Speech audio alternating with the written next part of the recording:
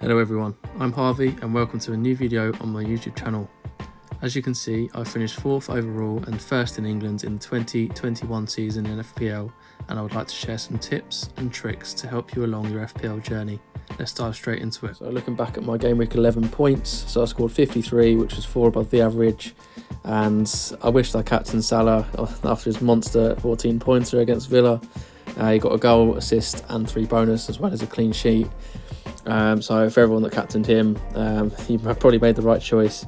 But I went with Haaland, who was actually on for 8 points in the 100th minute, and then he got a stupid yellow card with a tussle against Van Heck when he was playing Brighton, and that meant that he completely dropped out of the bonus point system. So he only came away with 5 in the end. And as my captain, obviously that was another 3 points lost because obviously I didn't get the double, which is frustrating, but it is what it is. Obviously in hindsight I would have captained Salah, but I can't go back in time. And Buemo got an assist, so again he didn't blank, but it's a little frustrating that they scored 3 goals and he only got an assist, but maybe that's just wishful thinking. Obviously Robinson and Aït-Nouri got a clean sheet.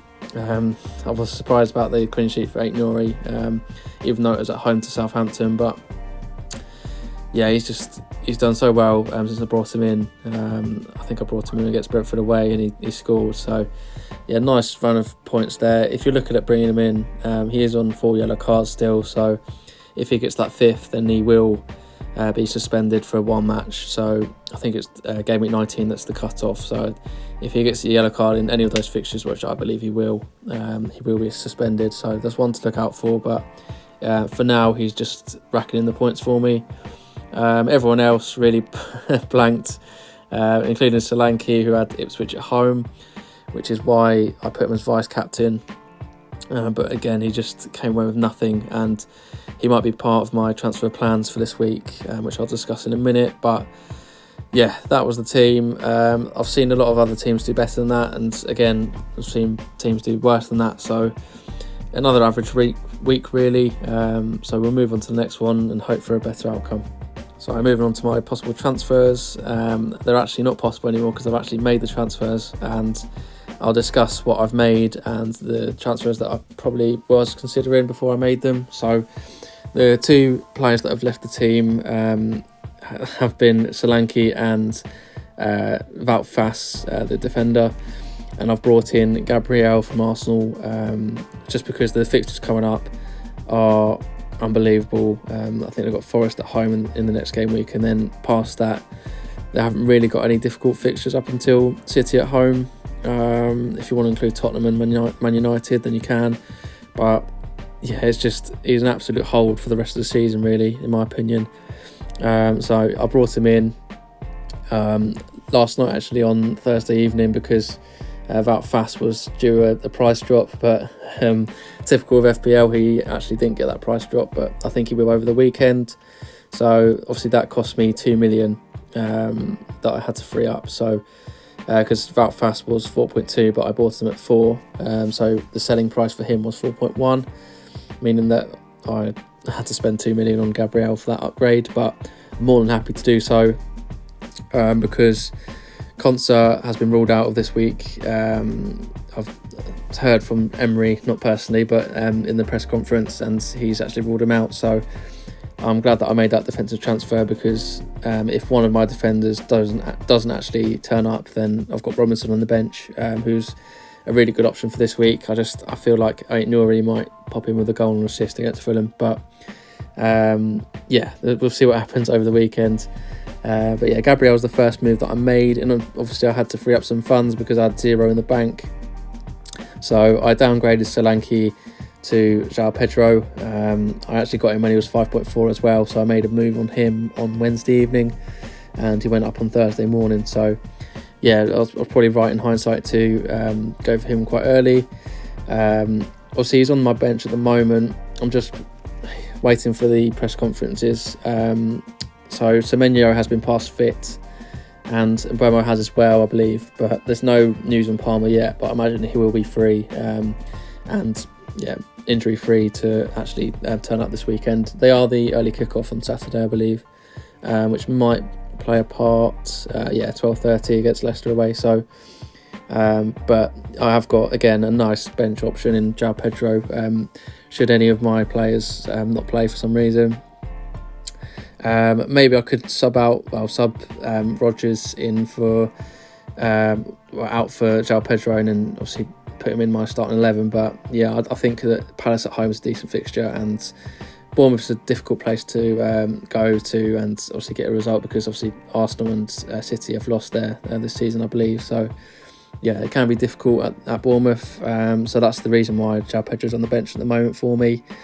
In terms of captaincy choices, so Palmer, Salah and Haaland are all valuable options this week, even WOMO if you want to go there, but yeah, I don't think I will. At the moment, the armband's on Haaland at home against Tottenham, because Anne just said in his press conference that Van der Ven and Christian Romero are out of game week 12, so they'll be playing a centre-back duo of Ben Davies and Dragosteen. So yeah, it's quite weak in the defence, and they're normally quite weak anyway, because they're normally open at the back. But yeah, that's even more reason for me to captain Haaland for this week, and I've seen a lot of people sell him this week, so that might be a little bit of a differential if he comes away with a goal or more. So yeah, I'm willing to back against the crowd, really. Obviously Salah, again, is a really good option. He's had the 2 weeks off because he didn't actually go away with Egypt for the international break.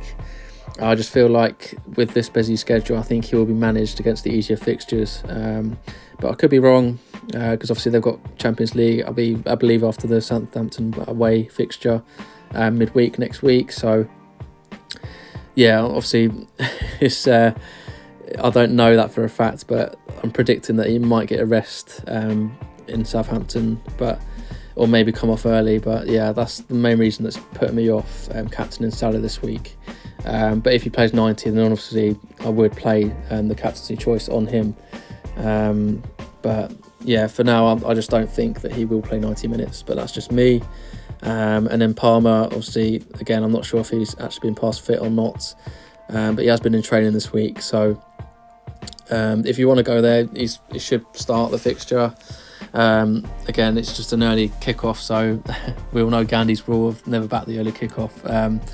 So I'm probably deciding against the captaincy choice on Palmer, which basically leaves me with one option, which is Erling Haaland against Tottenham. So yeah, I think I'll go with him, but obviously you'll see next week's video if anything changes in terms of captaincy, or I bring any more players in, because I have still got a free transfer, as you can see, so 0.2 million in the bank, because I made those moves early that I've discussed previously.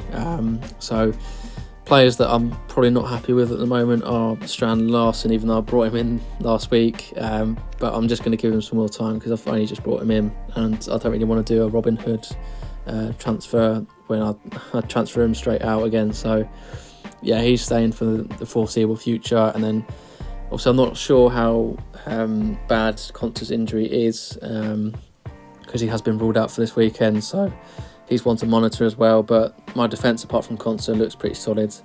So yeah, I'll just monitor Konsa for now. And yeah, obviously the rest of the players are all fit as far as I'm aware. So obviously I'll just go with them. Obviously got double Arsenal defence for this week, Raya and Gabriel. Again, as you saw with Gabriel's fixtures, I don't see an opportunity where I'm going to actually sell either one of these players, unless obviously they get injured. So I'm playing the long run, really.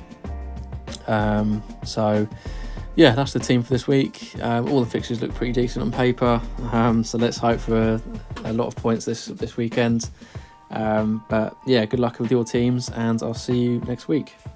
Thank you for watching this episode. If you could please like, subscribe and comment on what I should do next, that would be great. See you in the next one.